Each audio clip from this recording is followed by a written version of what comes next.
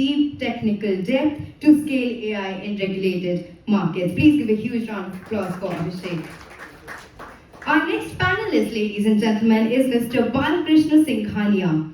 Bala drives HDFC Life's enterprise data strategy, analytics, and digital transformation with over 2 decades of BFSI and consulting experience, including leading the digital function at HDFC Life and serving as managing director and co-head of Indian Analytics at PwC. Welcome, Bala. And last but definitely not the least, we have Mitesh Bidavatka. Mitesh brings 20 plus years of global experiencing driving enterprise data transformation across the US, UK, Europe, Australia, and India. As Chief Data Officer at Geo Financial Services, he leads the data and AI strategy across group companies, specializing in multi-cloud architectures, Gen AI deployment, and responsible AI frameworks at scale. Ladies and gentlemen, please put your hands together for Ramendra and our esteemed panel to stage. Ram, over to you. Thank you so much. First of all, I would like to welcome everyone again. Thank you so much for spending time with us this evening. It's wonderful to have the forum of all the data and AI enthusiasts here. I would also like to welcome our esteemed panel. Some of the most, I would say, eminent AI leaders we have worked with and we have spoken with. Friends, as you're all aware, it's been almost like 3.5 years. ChatGPT got launched in November 22, and probably after that our entire world has been, the progress on the AI side has been enormous. And we are all, thinking, talking, living in the AI world right now. That's the agenda for every discussion we are having, and I'm sure that all of you will also resonate with that. That it's a technology which is changing the world. What we have observed that since the last 3 years, every enterprise has gone through its own journey, and that journey can be bucketed into multiple segments. For example, when the technology came in, and we were lucky to actually experiment with that very early on, because we were working on a intelligent search application for Mondelez, and that application then turned into a knowledge management application with the launch of ChatGPT, and that's how our journey started. What we realized was that initial period was mostly spent in understanding the technology, what really is happening, what is different, and how the entire technology works, whether it is accurate, whether it is reliable, things related to that. After that, there has been a phase where we have also started thinking a lot about what innovation can happen, because the technology progressed not only from the LLM models to the entire ecosystem around it. So we had of course the frontier AI which came in. We have agentic AI which has come in. We have the entire tooling and ecosystem which has developed around it. Now I feel we are at a stage where we will see a lot of progress happening towards the productionization. Moving from pilots to having a P&L impact is something which is going to become real in the next coming I would say growth segments with AI. And one of the key questions which everyone asking today is not really that what AI can do, and do I need to do X type of pilot and things like that. It's more around how do I really generate value out of AI, right? And how does it make a P&L impact? How am I going to drive the outcomes? Because and as Vivek also mentioned, as Trishul mentioned, these are all the things which we are experiencing that pilot doesn't convert into production easily. And at the same time, we also know that there are success stories which are coming up, which are really benefiting the industry. In my personal view, I feel that this is the time where organizations have got a lot of choices.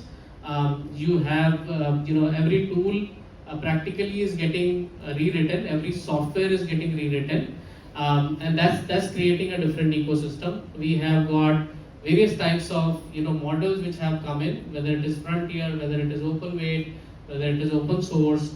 We also have got various infrastructure choices, And also one other phenomenon which I see is that almost every organization has in some way or the other democratized AI. People have been given tools so that there is an understanding which is being developed across businesses as to how you can use the AI and how you can put that into production. But at the same time, it's something which is more like a journey for everyone. Everyone is learning, adapting, building, and then seeing that what more can be done. So this panel discussion actually we wanted to organize with this thought in mind that we want to learn from each other. We want to understand what has worked, what has not worked. Of course, leaders who are looking at the entire enterprise and looking at how AI is going to shape up the enterprise have their own experiences, and that's what we want to delve into today. Yeah. So with that, without further ado, I'll get started, and my first question will be more around, Abhishek. We have seen AI for 3 years. What is that one single belief about AI which you think has changed over the last 3 years with whatever is happening around you?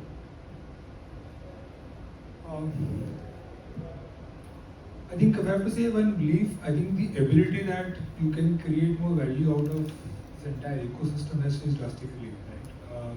Something that was not possible, say, a couple of months is possible today. As simple as the ability for simple OCR, which was called to be simple OCR, has become intelligent OCR, right? We're just adding more adjectives to the capability which was there earlier, right? That's the change, and the speed is phenomenal. I mean, what you build to, let's say, 3 months later, you realize, okay, something has changed so drastically, that maybe you need to probably look at the whole design. And you always say in the AI, the problem is not AI, it's just the process. So, I mean, the way to probably leverage the AI is that to go back to the drawing board and figure out, do I need to relook at the process, which will actually give you a larger value out than to look at fixing those gaps. And that's the way to see today, because we end up in creating fixes in the journey, right? It's like an automation journey. You find a stage, you feel it's not working, you fix that gap using AI. Maybe that's not the right way to look at in today's time. It's important to go back certain, maybe a stage back on drawing board and kind of rebuild that the entire process and see that probably you will relook at the entire construct of the problem. That's the way it is. Right. So, I mean, it's not really an incremental change. Maybe what we are looking at is way more structural transformation which we can do with this technology. Possibility has changed. The art of possible is a new definition today if you see it. Excellent. Bala, your view on that? So, I agree, it is a whole lot about creation of the value or in the processes that we were always doing. So if you talk about customer acquisition, cross-sell, all of that, these processes existed, predictive modeling, which is also, by the way, AI existed. What the Gen AI and the current wave has done is the context of the value creation and the entire paradigm have changed. So earlier you were doing it by saying, here is one piece that I can add incremental value in terms of, say, my model tells you some number, say a CIBIL score. It has a piece of information which helps you at either in the underwriting process or loans or whatever the process might be. But when you combine a lot of things and say, I am redesigning the entire process, the art of value creation now is not just about bringing the analytics, but imagining or reimagining the entire business process. And that's the change that we are witnessing. It hasn't happened yet, but or it is happening as we speak, but that promise exists.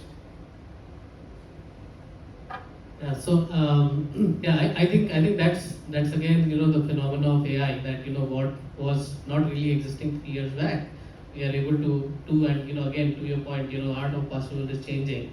Mitesh, what's your view on that? And if you can add a bit of color to that, given that you are building a lot of businesses, right? And that is from scratch. You may be able to do things which probably may not be possible with the current setups, right? So it'll be great to hear from you on the same question. I think top things which comes to my mind, which has changed in the last 3 years. I agree with my friends here. One is that I think earlier when AI came in, right? I think we were fascinated. Companies started saying that we have these many number of applications going live, right? So people were talking talking about number of applications going live. And I think people have still been saying that number of agents going live, right? But I think what has changed over the past few years is now companies have started saying that, okay, let the number of agents or the number of applications go live be less, but they should generate business outcome and it should be cost efficient, right? That is one thing which has changed. Another thing is that I think we have, in 3 years back when ChatGPT came up, right? I think people were fascinated to see what AI can do. But now I think people have started realizing at an enterprise level, like AI should be embedded into business processes. It should be governed, it should be secured, it should be compliant. So I think that is what the enterprises are figuring out, and that is what the change I've seen. Excellent. I'll just follow up on your experience of building the new organizations. For example, Geo Financial Services is coming up with NBFC, insurance, all of that, and you do not carry the legacy, right? So is there an advantage you are getting, and if yes, then how are you using that advantage to fullest? I think obviously the organizations which are starting up now, they have an advantage that they don't have a legacy technical debt. So I think what I've seen in my past experience is that in boardrooms we used to have analytics modernization projects, legacy technology modernization projects, and we used to have millions of dollars spent in those projects, and it used to be a 2-year, 3-year kind of a project, right? But now I think organizations which are starting up new, they have an advantage of selecting the best of the data technologies available, right? So one is that there is no technical debt to these companies. Second, I think they can design all their processes as AI first processes, right? Whether it is legal department, audit, compliance, secretarial, finance, right? All these departments, the processes, the workflows can be thought through and they can be, designed AI first. So that's the advantage which people get when you start something fresh. And are you looking at actively building, the AI-based NBFCs and things like that at this point? I think I would not term this as AI-based NBFC. I think we are very clear about setting up strong foundations when it comes to products, when it comes to technology. I think we use AI in a very way that we are very careful about the business outcomes that we want to deliver from AI, and we are also cost conscious from that perspective. So I think whichever use case can deliver value for the organization in a cost efficient way, that passes our test for AI. Otherwise, we are happy with the traditional methods. Okay, so control and cost, those are some of the key areas which are keeping the AI part in restraint. Yeah. Absolutely, I think we are one of those companies which are regulated by 3 regulators, so we have to be conscious that way. Absolutely. Bala, I'd like to come to you. In terms of technology, AI, data, HDFC Life has been kind of pioneer for the industry for some time. I'd like to understand from you your experience of scaling from pilot to production. And I know I had asked this question last year as well, and we had a couple of discussions around the customer support and some of those areas. But how has the situation changed, and is there anything where you feel that you are able to leverage greater value out of AI? So, as I was speaking earlier, the entire paradigm is changing.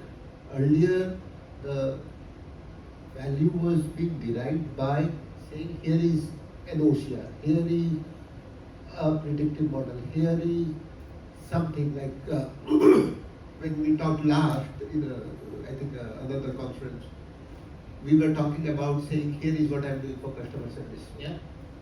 But now we can, for example, you can create, and we have some of these. We have say for the sales, a particular, almost like a ChatGPT kind of an interface where whether they want to understand the status of their current customer, whether they want to understand a whole lot of things, whether it is sales related, product related, their service related, all of it. We used to have different apps, or within a major app or a super app, you had different icons for different things. Now you have, all those apps have essentially become an API in the backend, and you have a sort of a ChatGPT kind of an interface, and you have a sort of a master AI agent, if you would want to call it, which understands what you're talking about, calls the right API, gets the right output, publishes it, and so on. So the thing that is changing is the base layer is still what we probably built a year back. And some of the base layers are digital assets that were built, not necessarily AI asset. But the ability to integrate it to one master orchestration agent is how we are able to derive the value for that person or for that context or for the user, whether the user is an internal, say, inbound call center staff, whether it is a frontline sales, whether it is an employee, whether it is a customer, whether it is an agent or a partner. So the entire paradigm is shifting because the benchmark is not my competition's app. The benchmark is ChatGPT. Today, they expect that kind of interface. If I am not as good, they would reject it, not because competition is doing better, because ChatGPT is doing better. So the expectation in the marketplace is also changing very, very fast, including the frontline sales who we may not always say is the most high-tech guy, but that person uses ChatGPT, and that's where that person has set the expectation from. Right, and in terms of getting into production, you think that which are the areas where you will see this kind of application, or I would rather say that this is unification of the application layer, more persona aligned, getting into production faster, and which are the areas where you are focusing on? So, lot of areas, but ultimately where we are moving from is from cost saving to revenue generation. Okay. So our first set of apps that we did a year and half back, partly we were slightly careful, saying if it goes to customer facing, the risk of hallucination were seen a lot higher and so on. So most of our apps were internal facing, focused on cost saving. Now we are moving the whole thing in terms of moving to the top line. So for example, when FLS logs in, I am able to say what should you do next, for this customer do these things in these ways, and if you want to generate an offer for him, or you want to generate a quote for this customer, you want to do any pre-sales activity, post-sales activities, renewal or persistency activity, you want an AI voice bot that doesn't always have to be to the customer, it can be to the agent saying your customers have a policy payment due, it could be to the agent saying, or to the frontline staff, to somebody else, and the entire process itself is changing. And that is the key. And therefore, now the focus is, while cost saving applications are there, we continue to spend certain amount of time. Now we are focusing more and more on value creation from a top line perspective. Okay. Excellent. So I'll come to you, Abhishek. I think it's a related question, but it's more foundational in nature, in the sense that I know there's a lot of work you have done to put together the ecosystem which can scale up, right? And from your perspective, what have been those challenges, right? Or what have been the thinking around putting together the ecosystem, whether it is on the data side or application side, which again is going to empower your maybe frontline. So help us with your experiences around this area. So see, fortunately for us, we started a journey of data transformation 2 years back. We already were having legacy data warehouse, and we were also running some data lakehouse kind of a solution with us. We started 2 years back. We decided in our journey that we will not skip some of the foundational activities, and hence when you look at the design, we say foundation for ambition second. Because if you don't build it right, eventually after 1 year, 2 years, it will not really work well for you, right? So there was a lot of foundational call we took in terms of how do we look at the quality of the data, in terms of whether data is trustworthy or not in the company, right? Do I have enough catalog defined for the data or not? Will people use it or not? So there were a lot of effort being spent in terms of building frameworks which were relevant for us to scale that construct, and hence there were 4 or 5 key things that we decided. One was obviously the foundation. Second was we said we will centralize the data platform, but we will federate the ownership of the data, because we can't run the ownership of data centrally by, let's say, some people sitting in some area, right? The process owner, the data steward, has to own the business glossary or business definition of a data, right? I can't run the definition of a certain data in the company sitting centrally here. And hence we ran a data stewardship program in the company where making people aware about what does data steward mean, what is the role of the company to be able to define all of that, right? That becomes extremely important. And we are putting a lot of effort, energy in terms of running the structured program in the organization. Third thing, like you rightly mentioned, is about that the entire decisioning has to be institutionalized in the company. You know, we can't keep creating silos work and then we go back and say that, okay, I don't know from where the decision is coming out, whether people are using it or not using it.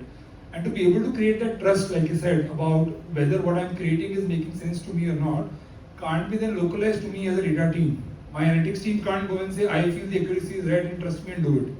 It's important to take people through the journey of how the model was created, what are the critical factors, the feature importance, etc., and make them part of the journey so that they believe and they create a trust to say what has been created for you to consume is making sense to you to consume, not to say I feel and hence you should do it, right?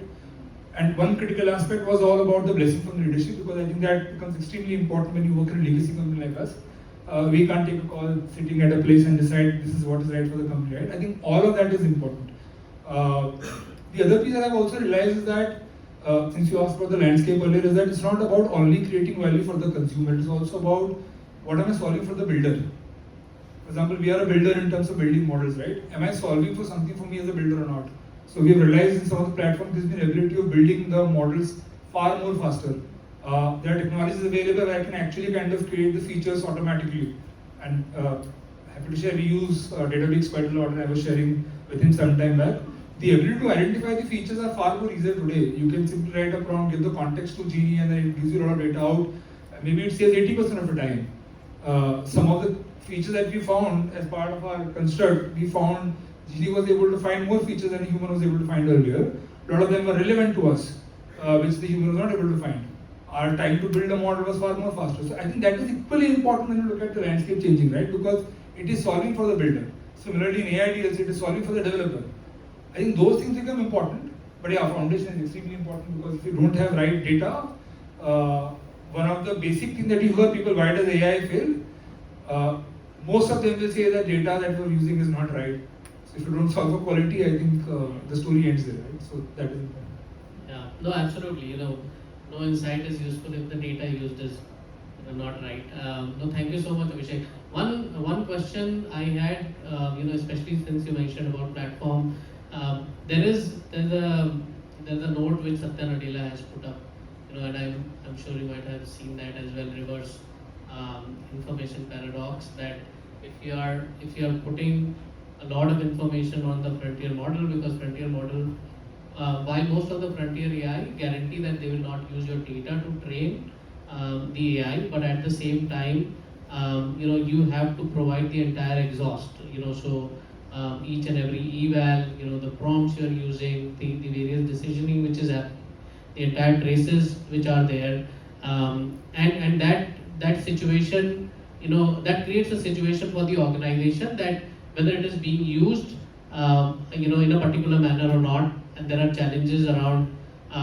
So that has shaped up a bit of thinking that, how should I really organize my, platform, right? And what should I do to make sure that as an organization, I'm not creating an ecosystem which is making it way easier for the competition to come in, right? So I'd be, it will be great to hear from you as to, what you think about it, and how, whether it is relevant or not, and secondly, what do you think about it? I think it is extremely relevant, because in the current landscape, when you look at an agentic AI construct, right, it's a data layer and agent layer. Data layer is that you want to obviously own, because that's your own data, proprietary data of the company. And I'm sure we'll agree that the business that we are in today, a lot of our rules are very close to our heart, because these are exclusively built our learnings. And if I put that learning out in the public network, it doesn't help, right? Because I'm losing some of the pieces which is very core to me as a business. And obviously that is not an option. And hence it becomes important to protect your knowledge, your insights, whatever you learned over a period of time. That is not something that you want to kind of expose out to the internet, right? And hence when you look at today's time, it's a POC area today. Can you hold business to not do POC? Answer is no. I cannot do that Yeah. because every partner has access to a business function, and nothing wrong in that. People want to experiment. People are experiment to the stage that when you hire people from IIMs, they will say, as a person that you hire today, I am a very different person in the mindset, and I want to learn myself, not give it to a partner to build it for me.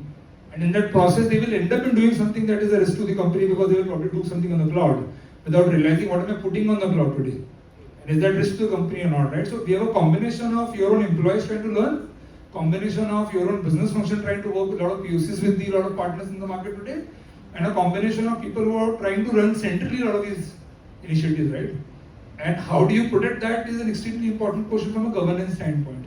And hence you want to protect across the value stream of data layer to figure out that what am I ready to expose and what am I not ready to expose. And putting those guardrails are, I feel, are extremely important, and we've taken some serious steps around how do we put that structure around managing that. Yeah, that's the reality, you can't escape. Got it. Vala, your view on that? So, the entire world of AI governance is very different than the traditional governance that we had. Even Absolutely. the face of data governance has also changed because what he said, the ease with which you can cut paste data on, any of the frontier model, ChatGPT's kind of interface is a lot easier. It helps.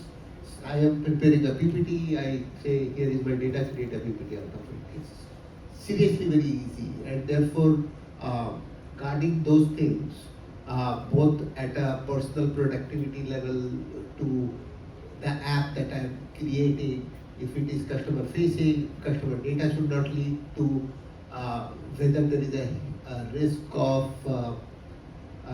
my data getting used for different things.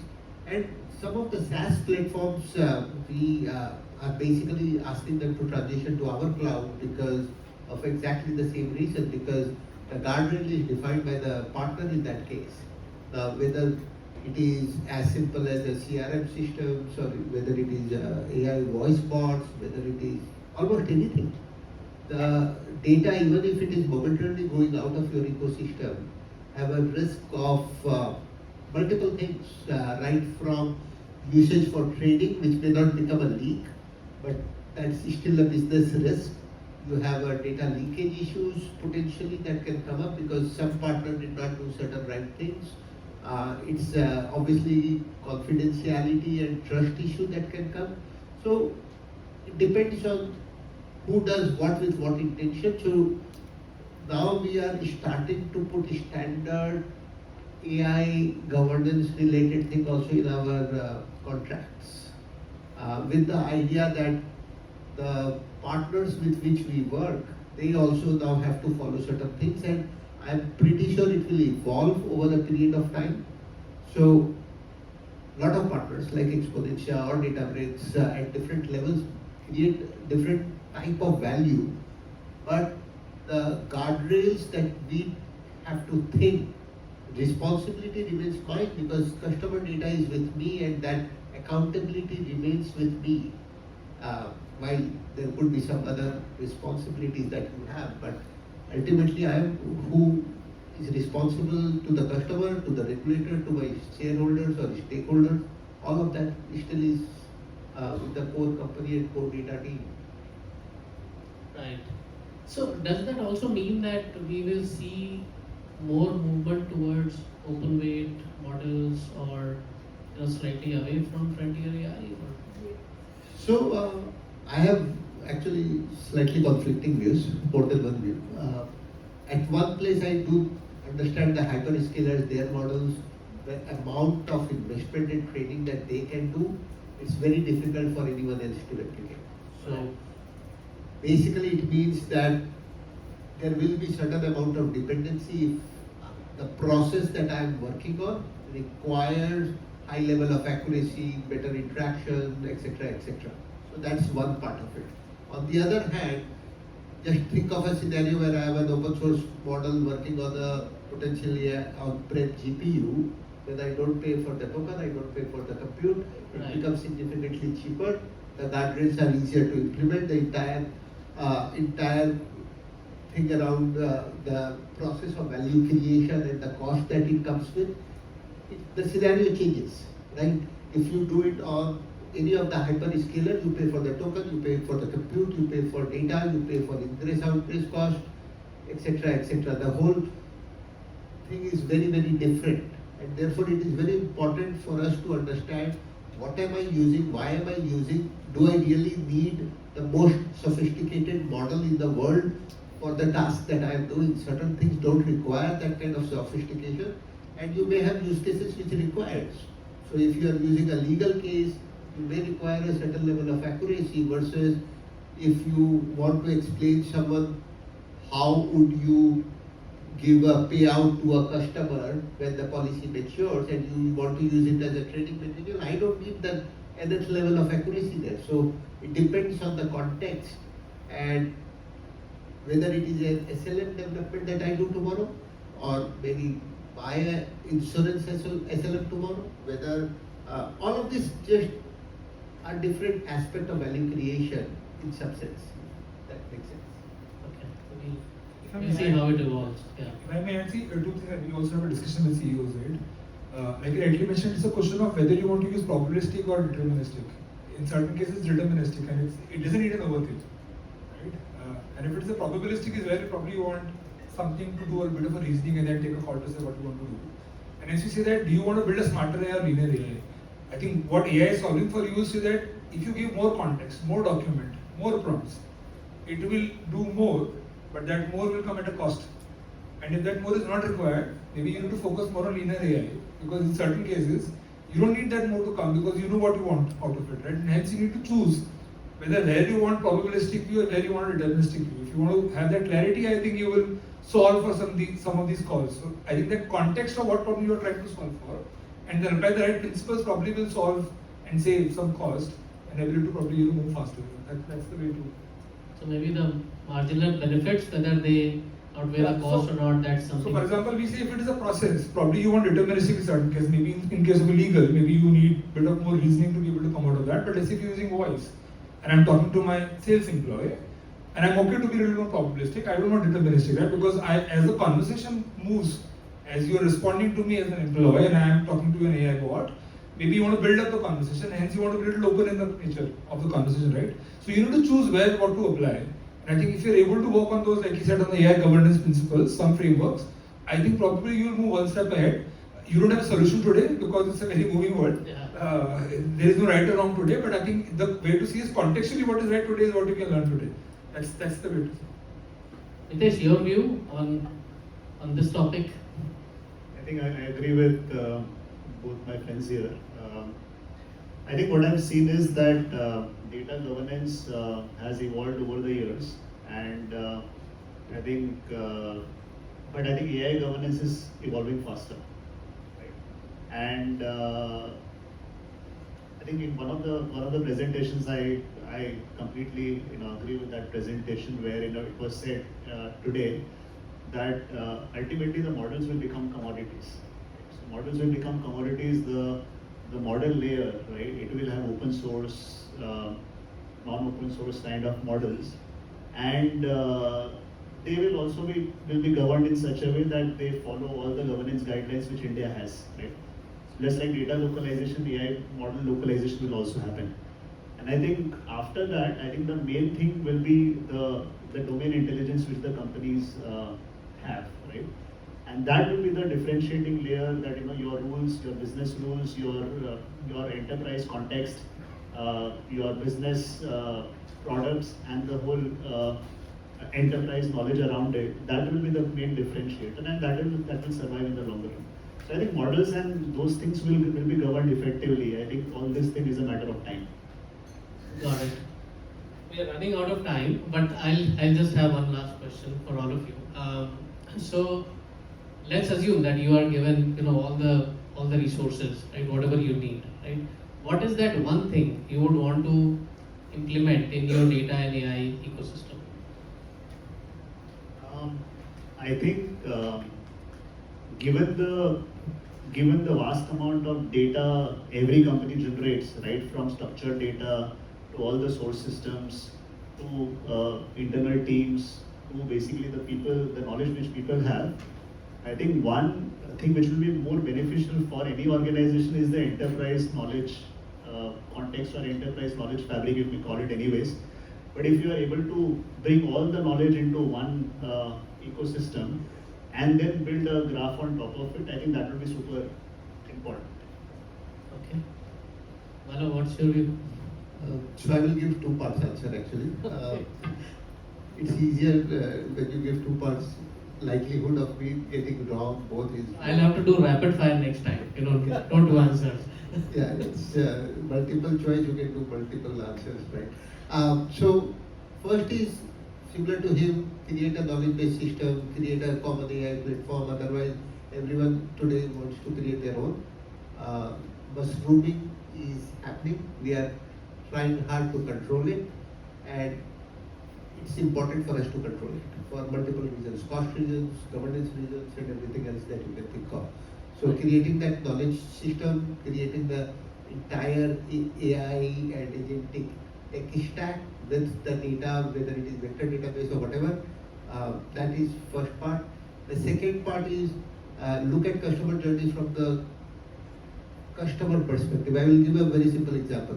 All of us, when we fly to airport, Digi Yatra, it is not just a facial recognition, it's the entire ecosystem of how, let's say if you travel with just a cabin bag, from you enter the airport till the boarding gate, you don't show your ID, you don't touch your wallet, you don't touch even your phone, which we touch anyways all the time.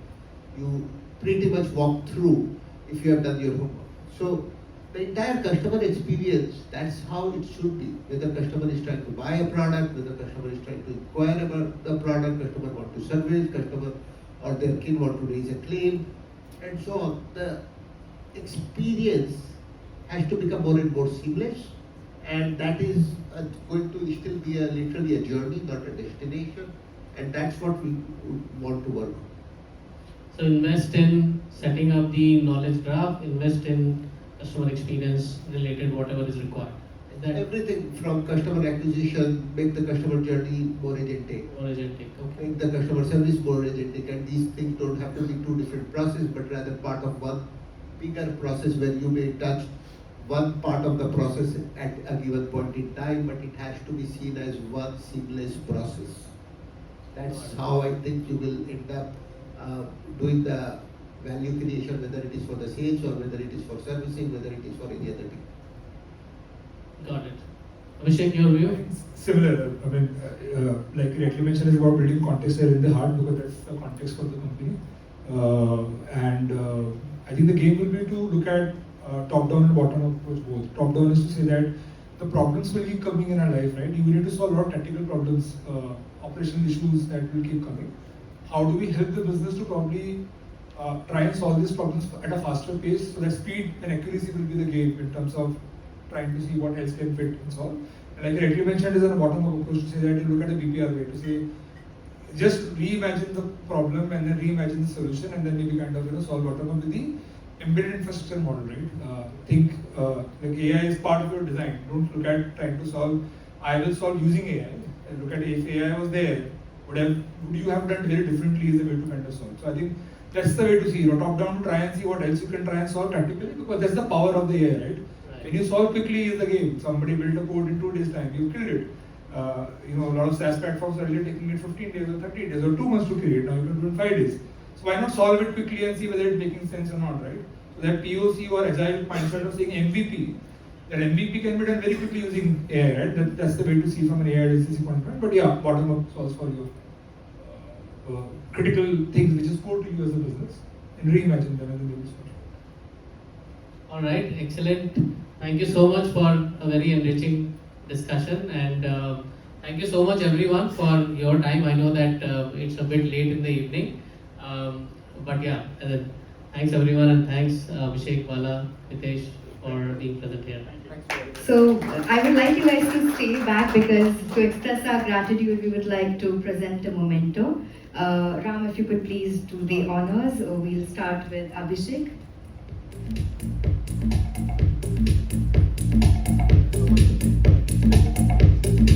Can we have the round of applause going for this one, please?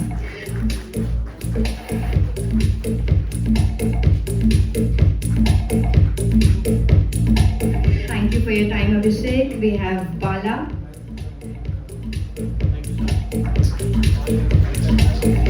Okay, look here, please. Thank you. Thank you, Bala. And we have Mitesh.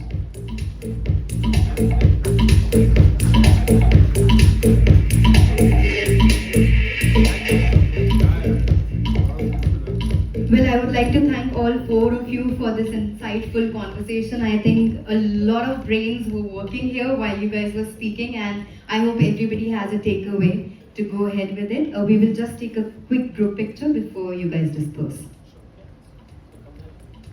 In the center, please. Okay. You guys can come a little forward.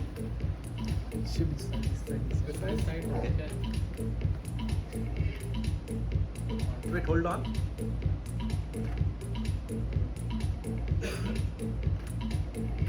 Thank you. Thank you so much.